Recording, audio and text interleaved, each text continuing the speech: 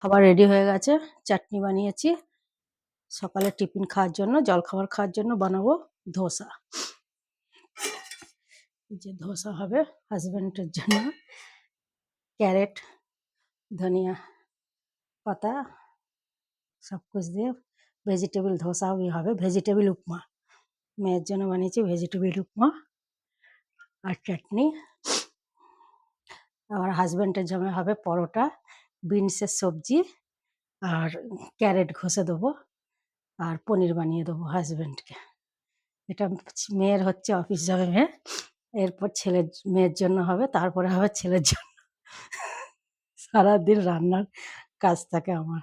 এই যে পরোটাটা না আমি একটুখানি দুধ দিয়ে মাখি, দুধ দিয়ে মাখলে পরোটাটা খেতে ভালো হয়। কারণ এই যে ওপরের সরটা আছে আমাদের কেউ খায় না, এটা দিয়ে মাখলে খুব ভালো, খাস্তা নরম থাকে, খুব ভালো লাগে খেতে।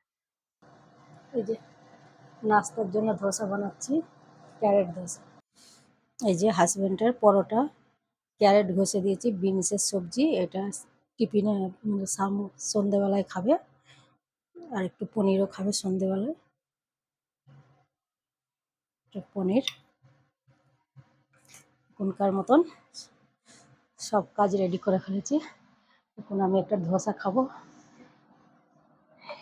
খেয়ে তারপরে যা করবো। সকাল থেকে অনেক কাজ করে ফেলেছি, এখন 1 ঘন্টা রেস্ট। বাই।